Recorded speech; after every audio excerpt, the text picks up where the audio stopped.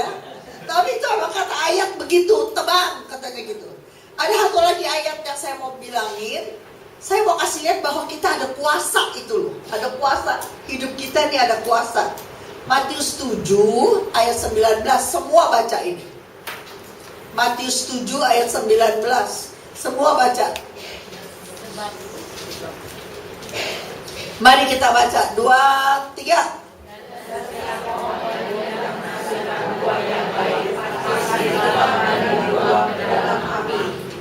Lihat saya jangan di situ. Pohonnya berbuah nggak? Enggak. Gua nggak nanya dia. Enggak kata kamu. Coba baca lagi dong. Baca yang kencang. 2, 3.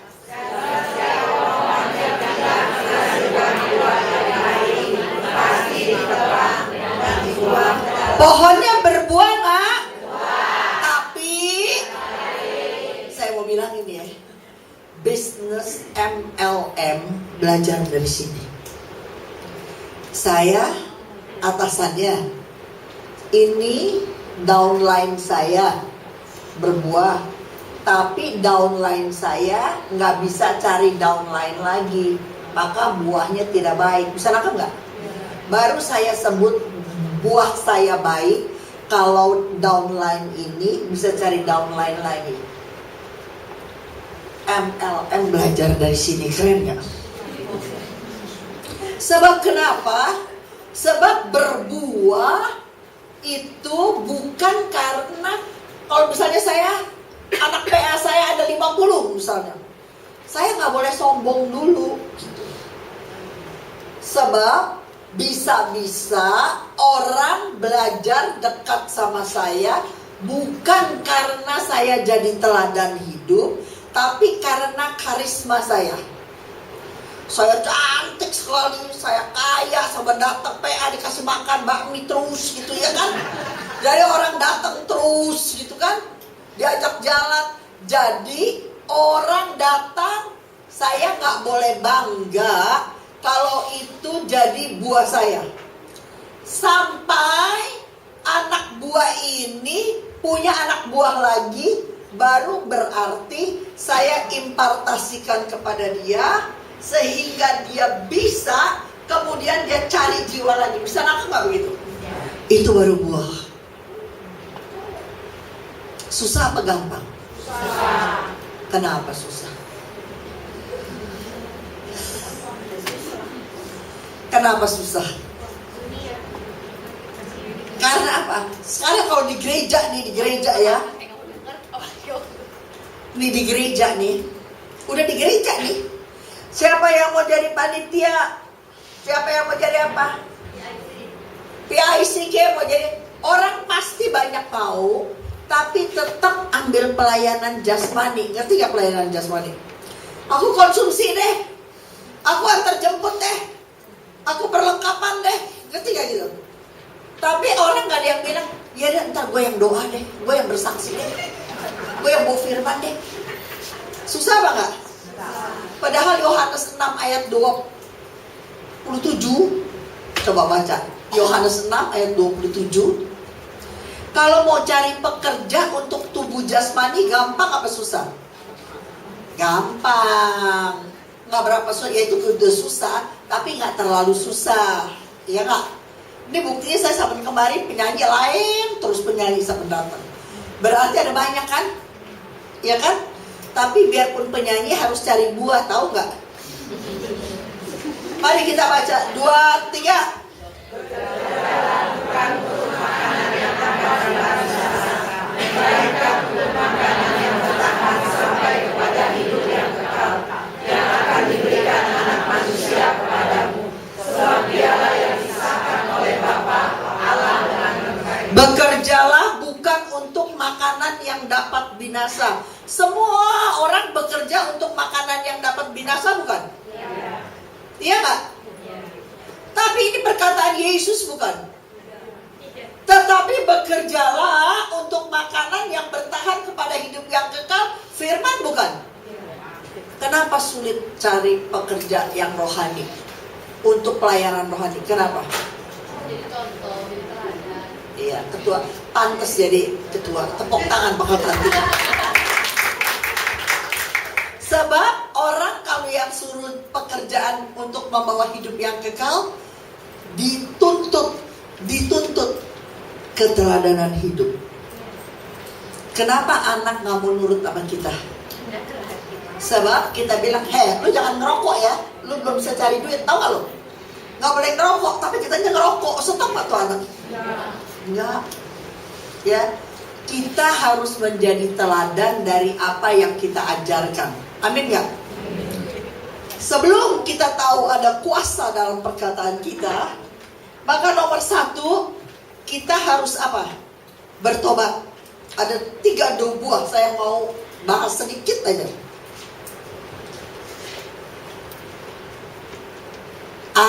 Buah pertobatan. Ayatnya Kisah Rasul 2 ayat 38. Kisah Rasul 2 ayat 38. 2, 3. Belum.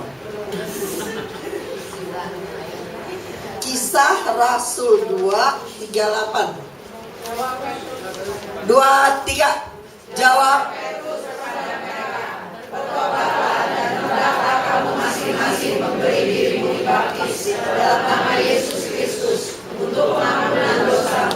Maka kamu akan menerima karunia Roh Kudus. Iya, makanya kalau kita dibaptis, dosa kita yang lewat udah habis. Saya catat banyak ayat, tetapi nggak usah saya kasih. Poinnya begini, ketika Anda dibaptis, maka dosa yang lalu-lalu udah lewat. Iya kan? Maka ketika Anda dibaptis, yang lewat itu udah nggak diperhitungkan. Serius, kalau bagi yang nggak pernah, aku ajarin lagi. Makanya kalau orang udah mau mati, buru-buru dibaptis kan, supaya dosanya habis gitu. Di Katolik kita ambil aqua, kita kepret sama si sakit. Kalau cari pastor susah, itu sah. Tetapi ketika kita akui Yesus sebagai Tuhan dan Juru Selamat, terus mati, masuk surga. Ingat, penjahat di sebelah Yesus belum didaftar, belum melakukan yang baik, tapi detik terakhir mau mati, dia bilang, Yesus, ntar kalau ke sono jangan lupa saya ya, gitu kan. Jadi dia percaya Yesus. Yesus janji apa? Hari ini juga engkau bersama aku di.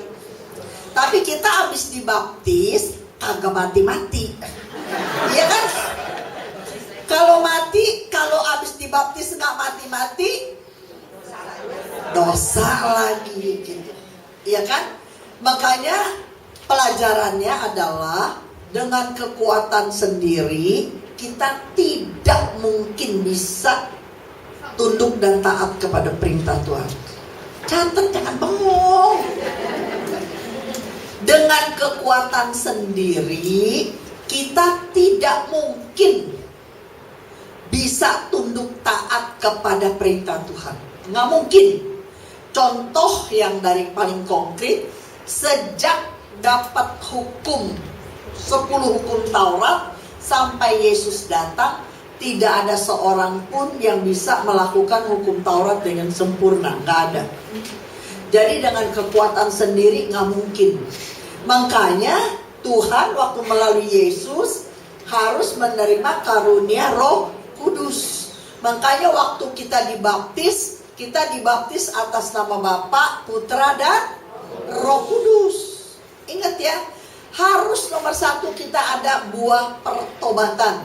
Ingat nih, buah pertobatan.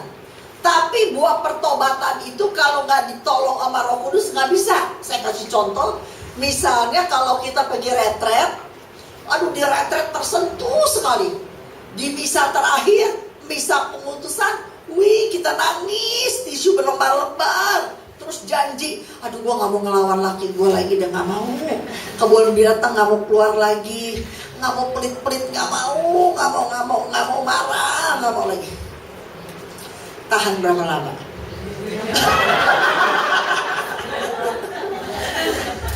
Tahan berapa lama coba? Tanpa kekuatan Roh Kudus, kita gak mungkin bisa bertobat serius. bisa bertobat cuma secara jasmani, tau gak? Tapi kalau nggak ada yang lihat, nggak ada yang tahu, kembali ke yang lama. Ayatnya catat saja, Lukas 3 ayat 8 dan Matius 3 ayat 8 isinya sama, nggak usah dicari lagi. Hasilkanlah buah dari pertobatanmu. Jadi ketika Anda bertobat, ada sesuatu yang harus berubah dari kalian. Harus. Lukas 3 ayat 8, Matius 3 ayat 8 isinya sama. Hasilkanlah buah dari pertobatanmu. Jadi kalau kita nggak berubah-berubah, jangan bilang kita sudah bertobat. Ya, mesti ada. Yang kedua, bertobatnya adalah buah roh. Ya, buah yang kedua, buah roh. Itu ada ayatnya di Galatia 5, 22, 23. Nggak usah dibahas lagi. Cuman di dalam buah roh, dari 9 buah roh, saya berani berkata 8 buah roh keluar dari mulut. Coba Pak. Banyak orang bertobat cuman luarnya doang, tau gak? Cuman depannya doang. Yang berubah, yang jadi rohani, jasmaninya doang. Dulu judi, sekarang enggak judi. Dulu main jelangkung, kuamnya, sekarang enggak. Peko yang enggak bener nanya, sekarang udah enggak. Cuman jasmaninya doang yang berubah. Tapi dalamnya, artinya rohaninya enggak berubah. Saya mau tanya nih gini nih ya. Berubah mulut susah gak? Susah. Saya mau ajarin satu, Roma 12 ayat 2, ini yang menjadi dasar. Kalau ini gak berubah, gak bakalan Anda berubah.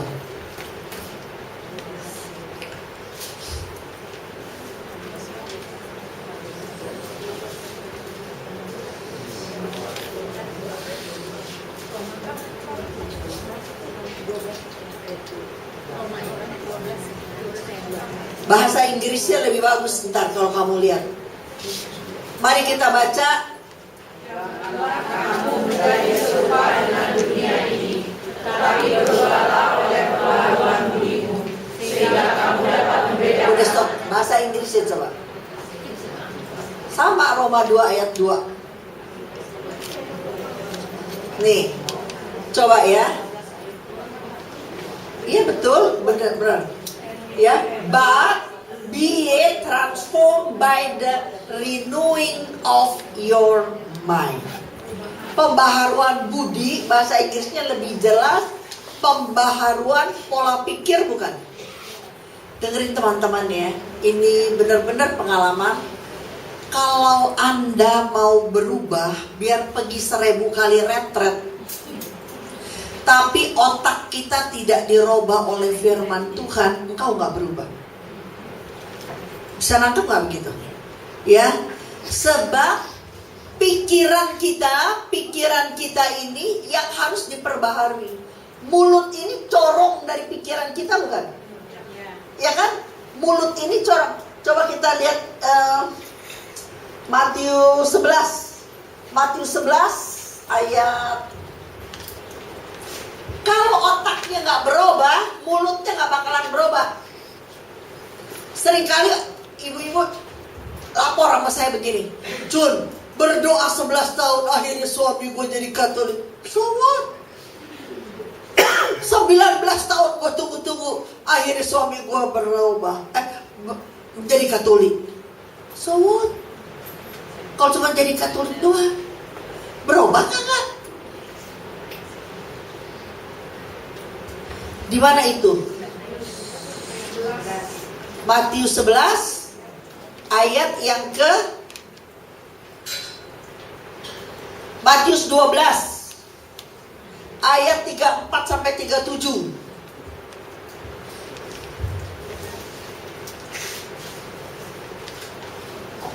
Matius 12 ayat 34 37 saya mau bahas semua ini.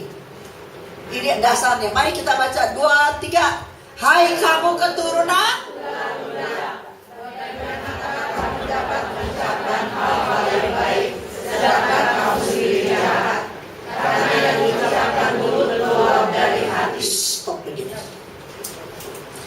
Ini kan biasanya nih ya, suami istri berantem, suami istri. Ya kita mau orang Asia banyak-banyak, kebanyakan rata-rata ada kecuali, semua ada kecuali. Kita nggak mau cari ribut, jadi kita diem aja, betul nggak ibu-ibu ya? Ibunya lebih banyak dari lakinya, sikat aja nggak apa-apa lebih. Biasanya suami kan kalau udah ngomong, wah, tapi kita lawan, malu didengerin tetangga. Apalagi tinggalnya di apartemen. Nanti piring terbang kedengeran tetangga, kan begitu kan? Jadi kita diem aja diem. Tapi ntar kalau dia lagi main kita bilang, Pap, aduh kenapa sih tadi ngomong begitu, itu kan gak bener tuh. Orang kan luka tuh kamu ngomong begitu. Terus dia bilang begini, aduh Mam, cuman mulut Eke doang, hati Eke mah enggak. Dengerin, lu baca ini Matius 11:9, ayat Matius 12:34 baca. Ada gak temen, gue cuma mulut doang, masa lu begitu aja sakit hati, gue kan cuma bercanda. Ada orang begitu, tapi kalau dia dibercandain kagak mau. Tapi dia bilang gue cuma bercanda. Di Yesus, ini Yesus yang ngomong. Orang yang mulutnya begitu katanya apa? Ular beludak kau. Sebab dari 9 buah roh, sebagian besar keluar dari mulut. Kalau kita mau bersaksi dalam hidup, keluar dari mulut. Nggak ada hatinya baik, mulutnya jahat, nggak ada. Catat. Kalau hatinya jahat, emang bisa baik, bisa jahat. Iya nggak gitu? Hatinya jahat, bisa baik, bisa jahat. Kan kalau lagi cari muka dia bisa baik dong. Tapi sebenarnya hatinya jahat. Tapi yang penting kalau hatinya baik, nggak mungkin mulutnya jahat. Kalau orang yang mulutnya jahat pasti jahat. Dan biasanya bukan lagi tutur kata yang enak. Kalau lagi bisa diomong baik-baik begini, dia bisa ngatur. Tetapi kalau lagi krisis, tahu-taunya ada sesuatu yang gak berkenan aja sama dia. Dia keluar semua yang baik. Aku lagi bikin tuh pelajaran tentang amarah. Amarah, kalau orang lagi amarah, sebenarnya rupa setan bukan? Iya, itu aku lagi bikin renungan. Orang kalau lagi marah gitu, terus kasih kaca di depannya, kasih kaca. Biar cantik kayak apa? Kayak memeding. Serius. Makanya firman Tuhan berkata, Daud bilang, orang yang bisa menguasai diri melebihi pahlawan kota, bukan? Kalau orang kayak apa, tapi kita bisa kuasai diri, nggak marah, itu melebihi pahlawan. Tapi kalau kita marah, dia marah, kita ikut marah. Sama gilanya kan? Orang Jawa bilang begini nih, aduh kalau gue sautin jadi ribut. Maka kita sambil minggir, dia bilang, oi, sing waras saya ngalah, sing waras ngalah, sing waras ngalah. Jadi yang nyaut terus siapa? Ada kan Jawa ngomong begitu ya kan? Sing waras tuh ngalah, sing waras gitu. Jadi kalau orang marah sampai over gitu, ya kan? Aku ada tetangga begitu. Ya kalau marah buang-buang. Tapi dengerin. Ada bangku goyang itu, ada bangku sepasang, hancur satu. Tapi kan dia punya kristal. Sampingnya ada pot, tau gak?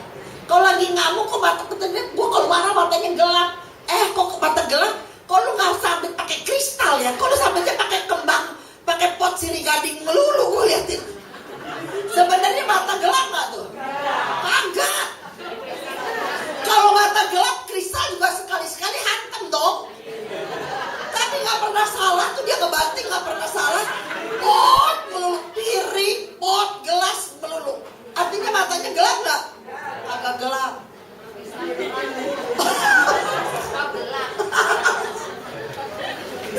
Itu cuman orang yang kagak mau kalah. Baca ayat selanjutnya, ini bagus sekali. Bayangin, 35 coba. Saya mau bahas ini semua.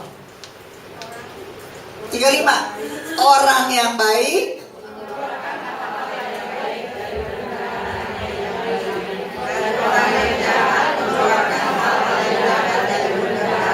iya, terus ini udah ngerti ya. Terus 37.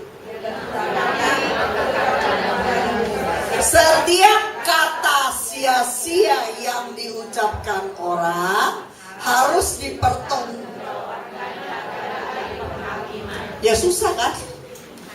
Tapi kalau Anda baca ayat ini, Anda baca, dia omong sama orang Farisi. Kalau Anda lihat perikop ini. Jadi orang Farisi, orang yang tahu firman atau enggak? Tahu. Jadi dia ngomong ini bukan sama orang sembarangan. Dia ngomong ini sama orang yang tahu firman. Setiap kata yang sia-sia. Kalau Anda baca di 1 Petrus 1 ayat